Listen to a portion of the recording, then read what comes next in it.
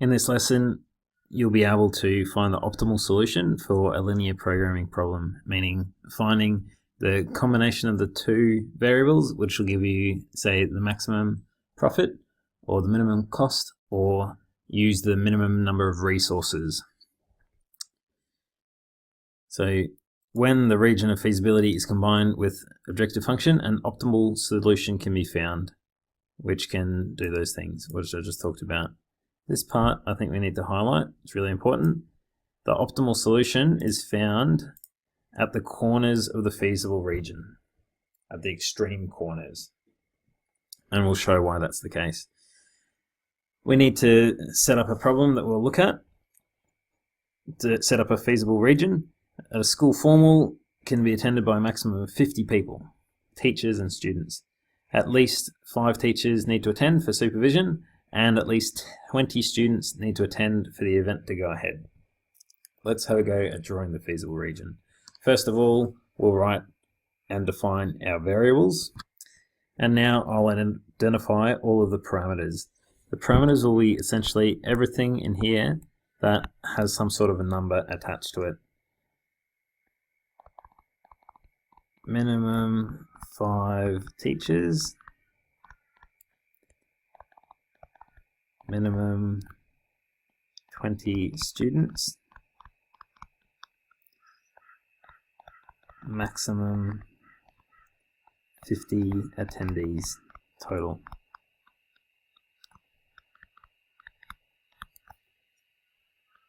Now that we've got the parameters and the variables, we should be able to write our constraints. Normally, I'd write the constraint that t needs to be greater than or equal to 0 and s needs to be greater than or equal to 0. I can still write those, but I have 2 other constraints, which are t needs to be greater than or equal to 5 and s needs to be greater than or equal to 20. Since I'm saying t needs to be greater than 0 and t needs to be greater than 5, I'll only really need to graph these two, because they, in a sense, override the t greater than 0 and s greater than 0. But you'll see that when we graph it. The other constraint is that the total number of attendees needs to be at most 50, which means the number of teachers plus the number of students needs to be less than or equal to 50. I can now go ahead and sketch these constraints. Since I'm sketching them, I'll find what the t-axis intercept is and what the s-axis intercept is. Should be well practiced at these at this stage. I'll mark in my 2 intercepts. I'm going to put students on the horizontal, teachers on the vertical. You can do it opposite way if you want. Make sure I've got arrows on the axes and put my 2 intercepts here. And I can draw the first part of my region of feasibility.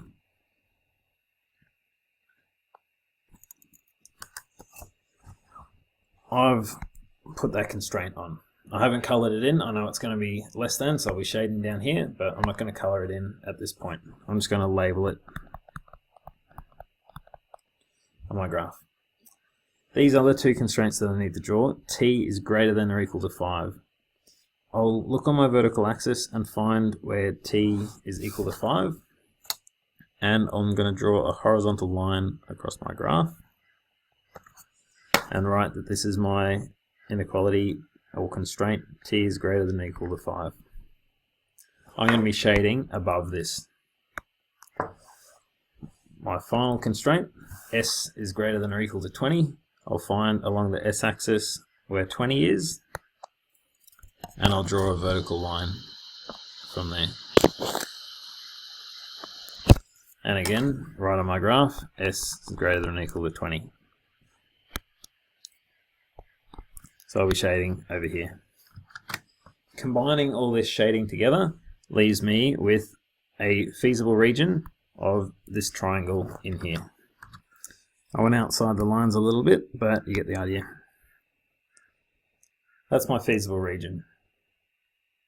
If I was just going to blindly start looking at the objective function, I could choose any point in there, but we're going to do it in a systematic way.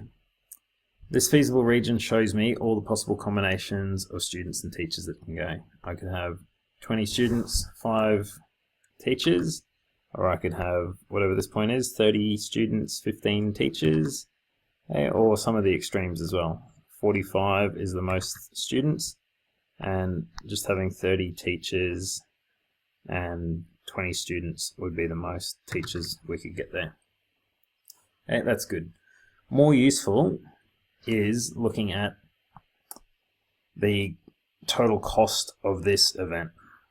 More likely, instead of just thinking who can go, we'll think, well, how can we make this as cheap as possible? Or if I'm the venue, how can I get as much cash out of these people as possible? For that, I need an objective function for the cost. Cost of admission for adults, $10. Cost for students, $5. Since we've practiced writing objective functions so much, should be able to write this straight down as the cost will be 10s plus, correction, 5s, so for each student, plus 10 per adult. But I've written that as teachers. That's my objective function. Now, here are the two scenarios. If I want to maximize the cost, I'm going to evaluate, so substitute in the values of the objective function at the corners of the feasible region furthest away from the origin. Here's the origin here, 0, 0, which means I'm going to evaluate the objective function at this point, which is 20, 30, and at this point, which is 45, 5. And I'll only have to look at those 2 points. One of them will be guaranteed to provide me with the maximum cost.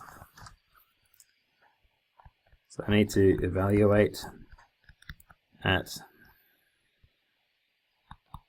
20, 30 and 45, 5. Remember the way I've got these set up. The first one means S equals 20 and T equals 30. And I'm going to substitute that into my cost function, my objective function for cost. Okay, doing so would be 5 times 20 plus 10 times 30 would give me a cost of $400, I believe. 400. Okay, and I'll need to do the same thing for the 45, 5 point. So S equals 45, T equals 5, and see what the total cost will be. This leaves me with a maximum a cost of $275. So to find the maximum cost, I just need to choose the biggest between these two, which is obviously the $400. So to maximize the cost,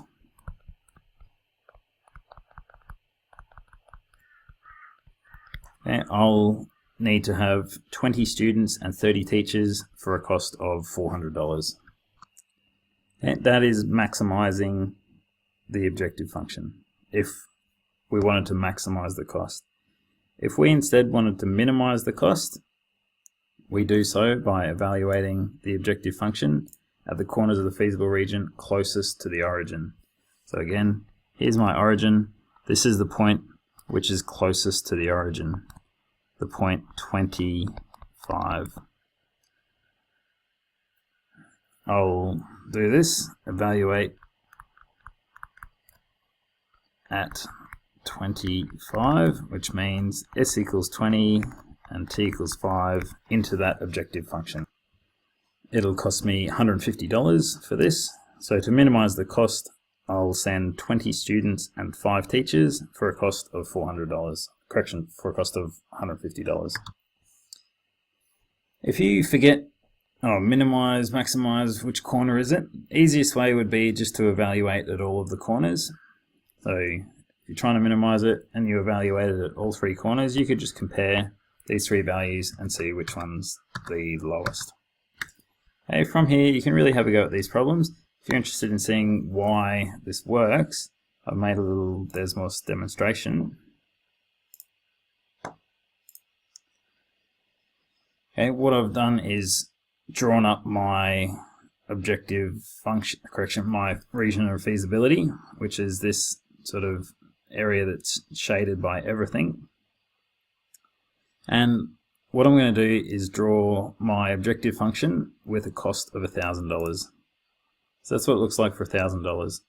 Our function is never going to cost $1,000 because it's nowhere near this feasible region. The maximum people I could send was 50.